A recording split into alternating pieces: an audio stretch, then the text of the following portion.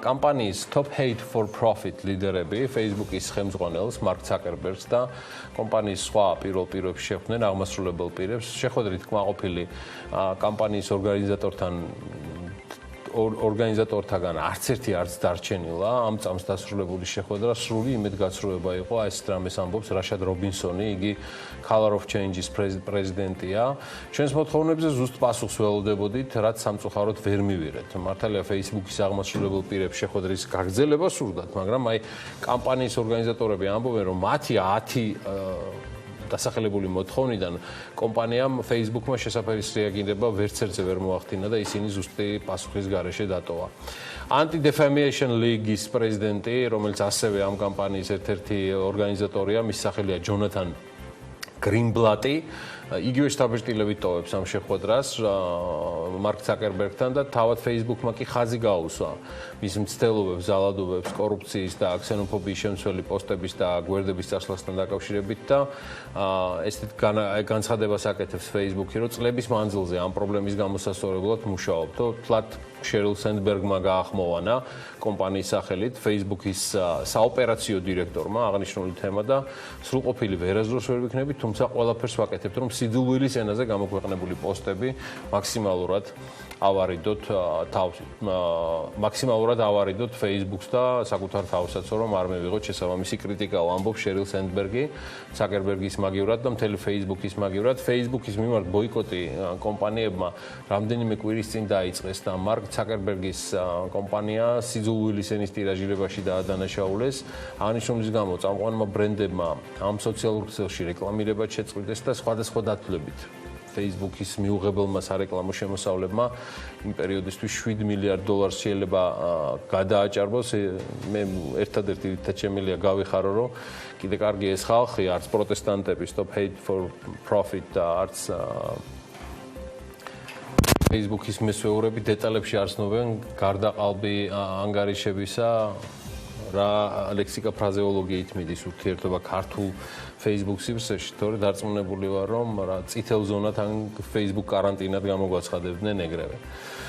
კაი, გადავედით შემდეგ თემაზე. შეერთებული შტატების საკვები პროდუქტების და მედიკამენტების ხარისხის სანიტარული ზედამხედველობის სამმართველო, ცნობილი და ლეგენდარული FDA, ამ სახელით არის ცნობილი, მექსიკური წარმოშობის 5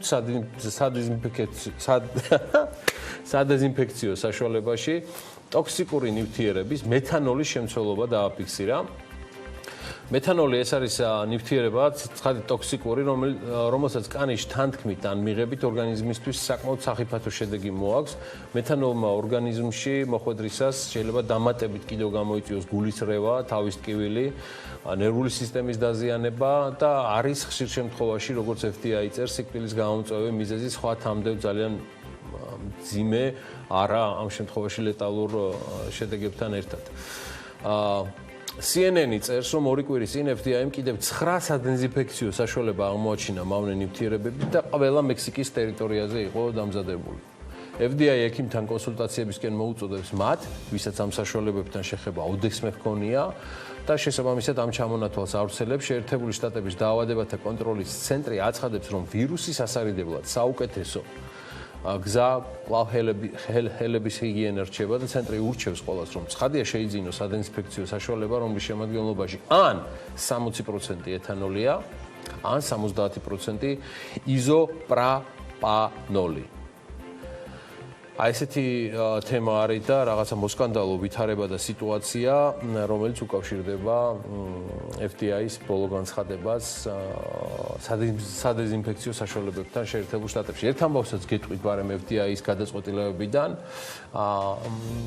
იგივე ამერიკის საკვებისა და მედიკამენტების ადმინისტრაციის გადაწყვეტილებით Philip Morris International-ს ნება დართეს IQOS-ის მარკეტინგი განახორციელოს. ეს უკვე ოფიციალური გადაწყვეტილებაა. იდეაში ამ თემაზე ჩვენ ბევრი ქონდა მანამდე ნასაუბრები, თუმცა თემა არ იყო გაოფიციალურებული და PMI-ის მიერ წარმოებაში საუბარია PMI-ის მიერ წარმოებულ მოწყობილობაზე, როგორც მოდიფიცირებული რისკის მქონე პროდუქტზე, ანუ MR-ტიპზე და ამისთვის ნებართვის მიღებაზე. მოკლედ 4 წლიანი შესწავლის შემდეგ პროდუქტი FDA-ის მიერ იქნა აღიარებული როგორც უკეთეს ალტერნატივად იმ წეველი მოსახლეობისთვის, რომლებიც ან ვერანებებენ თავს სიგარეტის მოხმარებას და IQOS-ი კი შეერთებული შტატებში პირველი ნიკოტინ შემცველი ელექტრონული მოწყობილობაა, რომელიც FDA-ის დასტურის შესაბამისად მარკეტინგული საქმიანობის უკვე განხორციელების ნებართვას ფლობს და FDA მიუთითებს, რომ IQOS-ი ტრადიციული სიგარეტისგან ფუნდამენტურად განსხვავებული პროდუქტია. ეს არის პირველი პრეცედენტი, როდესაც FDA მიანიჭა მოდიფიცირებული რისკი თამბაქოს პროდუქტებს მარკეტინგის ნებართვა, როგორც სიგარეტის ინოვაციური ელექტრონული და ალტერნატიული საშუალება. მოკლედ, კანონმდებლობა ამ თემასთან დაკავშირებით ალბათ საქართველოშიც უნდა იფიქრონო და გაითვალისწინონ FDA-ის ეს მიდგომა, რადგან მეცნიერული შეფასების გამჭვირვალე პროცესი ადასტურებს ინდუსტრიასთან კონსტრუქციული დიალოგის მნიშვნელობას, განსაკუთრებით იმ პროდუქტების განვითარების მხრივ, რომლებიც ჩვეულებრივ სიგარეტთან შედარებით ნაკლებად მავნე და პოტენციურად მავნე ნივთიერებებს შეიცავს. ეს უკვე ამოვიკითხე იური გორდოკის საერთაშორისო კორპორაცია Philip Morris International-ის კავკასიის და მოლდოვის წარმომადგენლობის გენერალური მენეჯერის კომენტარისას და ის იქვე აყოლებს ცხადია, რომ მოწევა მავნებელია ჯანმრთელობისთვის, რაშიც ასევე ვეთანხმებით ბატონ გორდოკს. თემა ამერიკის შეერთებული შტატებიდან არის კიდევ ესეთი, რომ ამერიკის შეერთებული შტატების კონგრესის წარმომადგენლობითმა პალატამ მისმა საბიუჯეტო კომიტეტმა საქართველოსთვის 2021 წლის განმავლობაში გამოსაყოფით დახმარების 15%-ის გარკვეული დათქმებით შეჩერების შესახებ საკანონმდებლო ინიციატივაში დამატებითი განმარტებები გააკეთა და ამ დამატებებიანა გუშინ საღამოს კომიტეტმა, კონგრესის კომიტეტმა და არა თავად კონგრესმა უკვე დამტკიცა კიდეც ეს კანონპროექტი. კომიტეტის თავმჯდომარე გახლავთ ნიტა ლოუი. და წარმოდგენილი დოკუმენტი, რომელსაც Bill Report ქვია და ეს ტრადიციულად ეძახიან კანონპროექტებს, შეერთებული შტატების სახელმწიფო დეპარტამენტმა საქართველოს მიერ კანონპროექტით განსაზღვრული მოთხოვნების შესრულების პროგრესის შეფასების დროს უნდა დაამონიტორინგოს და შეაფასოს ის თუ რამდენად წარმატებით სრულდება საქართველოში საარჩევნო, სასამართლო და სხვა ინსტიტუციონალური რეფორმები. ასევე რამდენად გამს საქართველოს მთავრობა ნაბიჯებს იმისთვის, რათა შეიზღუდოს ოლიგარქთა არაფორმალური გავლენა საქართველოს მთავრობაზე. კანონპროექტში კიდევ დამატებით წერია ასეთი რამ, რომელსაც ციტირებ, დახმარება ამ აქტის მესამე და მეოთხე თავების თანახმად საქართველოსთვის გამოყოფილი იქნება არანაკლებ 132 მილიონი დოლარისა. 132 მილიონი 25,000 დოლარის და სახსრების შეჩერება კი არის ესე დეფინირებული განსაზღვრული დახმარება არ იქნეს გამოყოფილი, სანამ შეერთებული შტატების სახელმწიფო მდივანი არ დაადგენს და კომიტეტებს არ წარუდგენს მტკიცებულებებს, რომ საქართველოს მთავრობა დგამს ეფექტურ ნაბიჯებს, რათა და აი აქ არის უკვე ის ჩამონათვალი თავისი ცვლილებებით, რომ განამყაროს მისი დემოკრატიული ინსტიტუტები, ებრძოლოს კორუფციას მთავრობაში და მათ შორის განამტკიცოს ანტიკორუფციული კანონმდებლობა და რეგულაციები, უზრუნველყოს კერძო სექტორისთვის კანონის უზენაესის შესაბამისობა საერთაშორისო აღიარებულ სტანდარტებთან და მათ შორის დაცული იყოს უცხოელი ბიზნესმენების უფლებები, მათი ფინანსური ინტერესი და ინვესტიციები. და გამონაკლისები არის შემდეგნაირად წარმოდგენილი. დახმარების შეჩერების პარაგრაფით განსაზღვრული შეჩერება არ შეეხოს იმ პროგრამებს, რომლებიც საქართველოში დემოკრატიას, კანონის უზენაესობას, სამოქალაქო საზოგადოებას და მედიის თავისუფლებას უჭერს მხარს. და ასევე ცხადია პროგრამები, რომელიც მიმართულია გენდერული ძალადობის მსხვერპლთა და მოწყვლადი მოსახლეობის დასახმარებლად. და ეს არის ზუსტი ამონარიდი, მეგობრებო, რაც კანონპროექტში წერია, რომელიც გუშინ კომიტეტმა დაამტკიცა. თამდებ დოკუმენტში, რომელიც გუშინ საღამოს დამტკიცებამდე, კომიტეტში დამტკიცებამდე გამოქვეყნდა, არის გამოყოფილი, რომ საქართველოს დაფინანსება განაწილდეს შემდეგნაირად და მე მინდა იცოდეთ ეს ბიუჯეტი 132 მილიონიანი როგორ ნაწილდება. ევროპისა და ცენტრალური აზიისთვის გამოსაყოფი დახმარების ბიუჯეტიდან საქართველოსთვის მიიმართოს პირდაპირ 88 მილიონი 25,000 დოლარი და აქედან საერთაშორისო ნარკოტიკული კონტროლისთვის 5 მილიონი 700,000 დოლარი, ანტიტერორისტული პროგრამების მხარდაჭერისთვის 1,100,000 დოლარი, საერთაშორისო სამხედრო განათლება ტრეინინგებისთვის 2 მილიონი 200,000 დოლარი, საერთაშორისო სამხედრო დაფინანსების პროგრამებისთვის 35 მილიონი დოლარი. კომიტეტი სახელმწიფო მდივანს და USAID-ის ადმინისტრატორს ავალებს რომ მოუწოდებს რომ პრიორიტეტი მიანიჭოს ისეთ პროგრამებს, რომლებიც მიმართულია კანონის უზენაესობის გამტკიცების, დემოკრატიული ინსტიტუტების გაძლიერებისა და გამჭვირვალობისა და კარგი მმართველობის ხელშეწყობისთვის. და ცხადია რუსეთის ფედერაციის მხრიდან მომდინარე საფრთხეები დამატებით უსვამს ხაზს თუ რამდენად მნიშვნელოვანია შეერთებული შტატების საგარეო მხარდაჭერა, თქვათ ყოფილი კომუნისტური ქვეყნისთვის, მათ შორის კომუნისტური ქვეყნებისთვის და მათ შორის საქართველოსთვისაც, რათა ხელი შეეწყოს ამ ქვეყნების მისწრაფებას დემოკრატიისა და კანონის უზენაესობის გამტკიცების პროცესში. ევროპისა და ცენტრალური აზიისთვის დახმარების გამოყოფის ბიუჯეტიდან, ანუ ეს დაფინანსების 15% შეიძლება არ იყოს გაცემული, როგორც გითხარით, ვიდრე დღევანდელი სახელმწიფო მდივანი იქნება თუ ის შეიცვლება, მაგრამ თანამდებობრივად სახელმწიფო მდივანი არ დაადგენს და პირადად საბიუჯეტო კომიტეტს არ წარუდგენს ინფორმაციას, რომ საქართველოს მთავრობამ გადადგა ყველა ეს ეფექტური ნაბიჯი, რომელიც ჩამონათვალში გავაკეთე, რომელიც გულისხმობს დემოკრატიული ინსტიტუტების გაძლიერებას და კორუფციასთან ბრძოლას და ასევე რა თქმა უნდა კანონის უზენაესობას კერძო სექტორისთვის. და კომიტეტი იქვე აღნიშნავს და მხარს უჭერს საქართველოს მიერ 29 ივნისს მიღებულ საკონსტიტუციო ცვლილებებს. ეს აღნიშნულია და დათქმა გაკეთებულია 29 ივნისთან დაკავშირებით, რაც საქართველოს ძირითად პოლიტიკურ პარტიებს შორის შეთანხმების შედეგად იქნა მიღწეული. რაც შეეხება კანონით გათვალისწინებული პუნქტების შესრულების პროგრესის შესაფასებლად, ცხადია სახელმწიფო მდივანს შეერთებული შტატებისა მოუწევს იხელმძღვანელოს იმით, თუ რამდენად ეფექტურ ნაბიჯებს დავს საქართველოს მთავრობა, რომ გააძლიეროს ქვეყნის დემოკრატიული ინსტიტუტები და ამ შეფასებების დროს გაითვალისწინოს რა ნაბიჯების გადადგმა ხდება იმ ეფექტურობის დასადგენად, რომელიც ძირითადში გულისხმობს საარჩევნო რეფორმის იმპლემენტაციასაც. ცხადია, აქ კიდევ ერთხელ არის საუბარი წაგიკითხავთ სასამართლო დამოუკიდებლობაზე, მათ შორის აღმასრულებელი ხელისუფლების და საკანონმდებლო ხელისუფლებისგანაც. მესამე თემად და პუნქტად რაც წერია, უზრუნველყოფს თუ ვერ მესამე პუნქტად წერია ანგარიშვალდებულება და გამჭვირვალობა საჯარო ინფორმაციის შეუზღუდავი ხელმისაწვდომობის ჩათვლით, აქაც რეალურად უამრავი პრობლემაა. მეოთხე ქვეთავე მოიცავს სამოქალაქო საზოგადოების და ოპოზიციური პოლიტიკური პარტიების უფლებებს და მედიის დამოუკიდებლობას. აქ ამათ კიდევ ხა ბოლო პერიოდში კომუნიკაციების კომისიის და მათი საპარლამენტო უმრავლესობის ნაფიქრი არ მიუვიდათ კანონპროექტის სახით და მე ნახეთ რა ჩანაწერი გაკეთდებოდა. მეხუთე ზღუდავს ოლიგარქთა არაფორმალურ გავლენას როგორც ხელისუფლების ფუნქციებზე, ასევე კანონებისა და რეგულაციების გამოქვეყნებაზე. ეს არის ნათქვამი დოკუმენტში, კანონპროექტში ასევე ნათქვამია, რომ შეიძლება საერთოდაც არ მოხდეს, თუ შეერთებული შტატების სახელმწიფო დეპარტამენტი დაადგენს და კომიტეტს განუცხადებს, რომ ეს მნიშვნელოვანია ამერიკის სახელმწიფო ინტერესებისთვის და ცხადია, ეს არის კანონპროექტი. უბრალოდ ვინც საქმეშია ჩახედული და არა დილეტანტები, რომლებიც სამწუხაროდ მომრავლდნენ ვიდეო ეკრანებზე ბოლო პერიოდში, იციან, რომ აქამდე მისული საქმე, როცა თემას კანონპროექტის სტატუსი აქვს და ის საბიუჯეტო კომიტეტის მიერ არის უკვე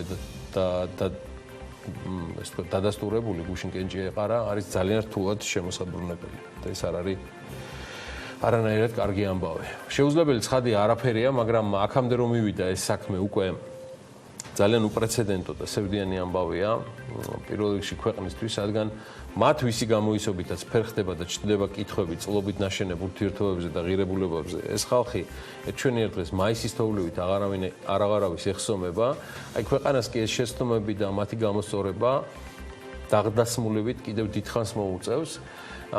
ესაა ფაქტი და ამიტომაც არის ეს ამბავი ძალიან გასაბრაზებელიც და სევდიანიც იმავდროულად. მიუხედავად იმისა, რომ საგარეო საქმეთა მინისტრი ბატონი ზალკალიანი გუშინ იმედიანად იყო განწყობილი და ამბობდა, რომ დიდი ალბათობით ეს კანონი არ გავაო. მისივე გუშინდელი მთავრობის ხდომის დასრულების შემდეგ გაკეთებული კომენტარით იგი თვლის, რომ ცთარია განცხადებები იმის თაობაზე, რომ ამ დოკუმენტში არსებული ჩანაწერები უშუალოდ კანონპროექტის ნაწილს წარმოადგენს. მოусმინოთ საგარეო საქმეთა მინისტრს. კიდევ ერთი ტყუილი, როსაც ჩვენ ადგილი ქონდა 2 დღის განმავლობაში, როდესაც ამტკიცებდნენ, რომ საქართველოს უკვე ეს არის კანონი, რომელიც საქართველოს უკვე დაუწესეს. არც კანონპროექტი არ დამატებია, კანონპროექტს არ დამატებია, კარგად წაიკითხეთ. ეს იყო მცდელობა, რომ კანონპროექტში შესულიყო, მაგრამ არ შევიდა კანონპროექტში და არის რეპორტში. ის დებულებები, რაც თქვენ ახსენეთ. ამიტომ ეს არის მცდარი ინფორმაცია, რაც თქვენ და მეც ვიხილე, რომ სხვადასხვა მედია საშუალებებში ეს გავცედა, ამიტომ არა. ვერ მოექცა, კანონ პროექტში ვერ მოექცა. იყო მცდელობა რომ შეეტანოთ, მაგრამ ვერ მოხდა და გამოვიდა რეპორტში, რომელსაც არანაირი ძალა არ აქვს ამ რეპორტს. არ არის, კანონ პროექტში არ არის და რაც შეეხება კანონ პროექტს, იცით და კიდევ ერთხელ განმარტავთ, რომ ჩვენი ხელისუფლება ყველაფერს აკეთებს იმისთვის, რომ კანონ პროექტებში მოხდეს ისეთი მნიშვნელოვანი დეფინიციები, რაც არის დაკავშირებული ჩვენი ქვეყნის სუვერენიტეტთან, ტერიტორიულ მთლიანობასთან, არაღიარების პოლიტიკასთან, არაღიარებულ ეგრეთ წოდებულ წარმონაქმნებთან, სხვა ქვეყნების კავშირის დამყარების შემთხვევაში მათზე სანქციების დაწესებასთან და ოპონენტები ცდილობენ, რომ ქვეყნისთვის დამაზიანებელი გარკვეული ლობისტური საქმიანობის შედეგად ქვეყნისთვის დამაზიანებელი დეფინიციები მოხდეს. აი ეს არის განსხვავება ჩვენსა და მათ შორის. ხო, კიდე რა გითხრა და რიდი გაგახაროთ, მე ბოდიში რომ ამას პერიოდულად ვერ ვახერხებ დილაობით ეს განსაკუთრებული ამბების გამო მithumetes სტრატეგიულ პარტნიორებთან მიმართებაში, რასაც სრულად არის დამოკიდებული, მათ შორის ჩვენი შვილების მომავალიც, მათი ხარისხიანი და ჯეროვანი ცოდნა და არა ონლაინ პამპულაობა, რომელსაც მე პირადად ვერასდროს შევეგუები, ვერც საკუთარ და ვერც ჩემი ნაცნობ მეგობრების ონლაინ სწავლების და მათი შვილების ცხადია, ონლაინ სწავლების შემყურე.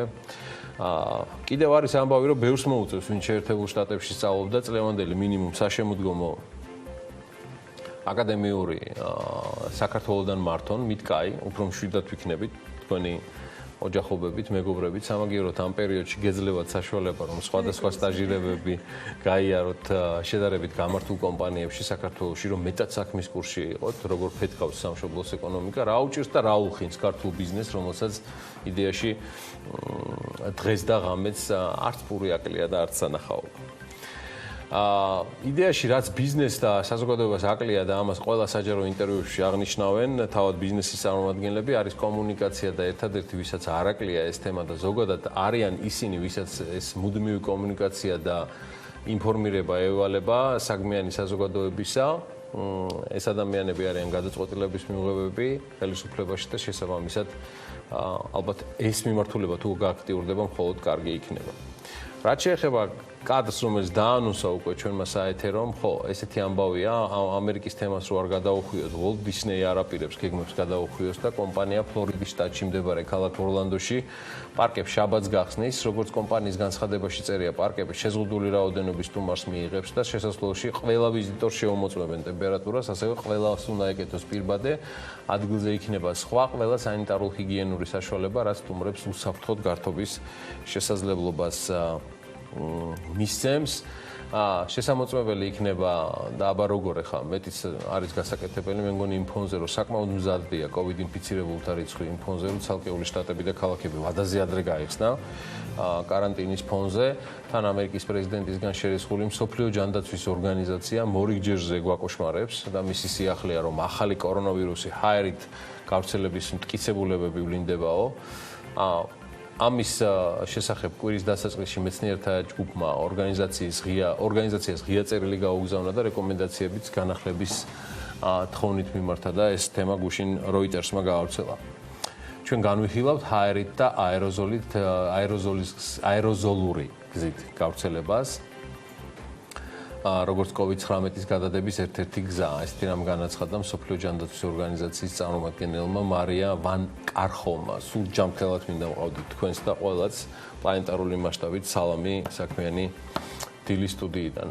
ის გაიხსენეთ, რომ მსოფლიო ჯანდაცვის ორგანიზაცია აქამდე აცხადებდა, რომ COVID-19-ის გამომწვევი ახალი SARS-CoV-2, ანუ კორონავირუსი, ძირითადად აირწვეთოვანი გზით ვრცელდებაო. ეს იმას ნიშნავს, რომ დაავადების გადადება დაინფიცირებული ადამიანის მიერ დახველების, დაცემინების ან საუბრისდროს გამოყოფილი მცირე ზომის წვეთებით ხდებოდა, რომელიც შედარებით მძიმეა და ძირს სწრაფად ეცემა. თუმცა ეორშაბათს კლინიკური ინფექციური დაავადებების ჟურნალში გამოქვეყნებულ ამ ღია წერილში, რომელსაც 32 ქვეყნიდან 239-მა მეცნიერმა მოაწერა ხელი, წარმოდგენილია მტკიცებულებები, რომ ვირუს ჰაერში მეტი ხნით დარჩენა და ადამიანების დაინფიცირება შეუძლია და როგორც გამოცემა აღნიშნავს, ვირუსის ჰაერიდან გადადება თუ ბოლომდე დადასტურდა, ორგანიზაციის ზოგიერთი რეკომენდაცია ცხადია შეიძლება სრულადაც შესაძლებელი გახდეს.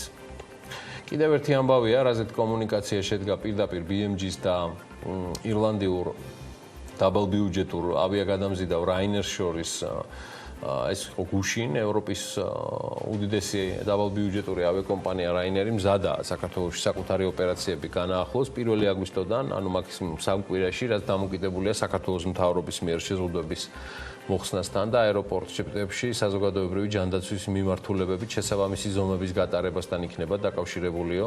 ესე პასუხობს რაინერი BMG-ის კითხვაზე, თუ როდის განიხილება საქართველოში ფრენების განახლება და ამასთან ერთად რაინერი მიუთითებს, რომ მათ ევროპაში რეისების უმეტესობა 1 ივლისიდან განაახლეს. ავიაკომპანია 1 ივლისიდან დღის განმავლობაში ჯამურად 1000 რეისს ახორციელებს უკაცრავად. რაინერი, რომელიც ბოლო პერიოდში ოცნების ხელისუფლების დაკონტრაქტებული კომპანიაა და საქართველოში ფრენებისთვის იღებს ვებერთელა გასამრჯელოს, რაც ჩვენ ქვეყანას უბრუნდება ჩვენი მოქალაქეების იაფფასიანი გადაადგილებით მსოფლიოს მასშტაბით და ასევე უცხოელი ტურისტებისთვის შეუფერხებელი და გამარტივებული მგზავრობით საქართველოში. მართალია საგარეო საქმეთა მინისტრი როცა ამბობს, მართალია, ანუ ბატონი ზალკალიანი როცა ამბობს, რომ მათაც უნდათ, რომ მოლაპარაკებები რეგულარულ ფრენებზე სწრაფად მიდიოდეს და შეთანხმებას დაიდოს. იმაშიც მართალია ბატონი ზალკალიანი, რომ დღესვე უნდა ამ ყველაფრის აწენა. მე მართლა არ მეპარება ამაში ეჭვი, აი რაშიც მეპარება ეჭვი,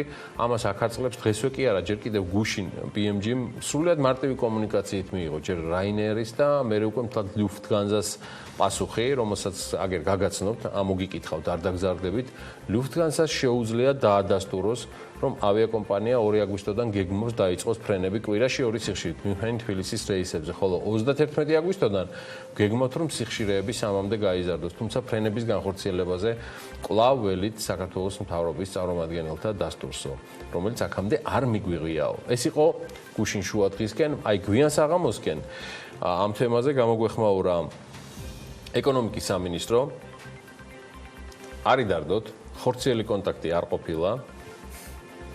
ჩვენ გვეამაყება ეს დისტანციური ტოქსიკური სტატუსი მთავრობის ამ დამოკიდებულებიდან და პირობებიდან გამომდინარე და ელექტრონული ფორმით ესეთი რამ გვაცნობის, რომ მთავრობამ ლუფტჰანსასთან ფრენების შესრულების უფლება გუშინ მიანიჭა და რაც შეეხება ავიაკომპანიას სპეციალურ საინფორმაციო სისტემით ეცნობება ეს ამბავიო და მე უკვე შეუძლია ვადებში დაიწყოს ფრენა იქით აქეთ, მოკლედ ჭირი იქაო, ხინი აქაო.